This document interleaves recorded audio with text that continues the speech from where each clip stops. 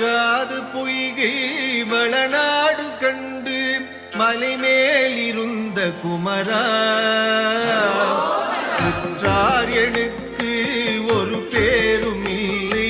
உமையாழ்தனுக்கு மகனே தாடி தந்து அடியேனையாளும் முருகேசன் என்ற நரசே தாரமாக மயில் மீதில் ஏறி வரவேணும் என்று நருகே பாலாலமுண்டோன் மகனாகி வந்து அடியாத மக்கு உதவி பாலூரலும்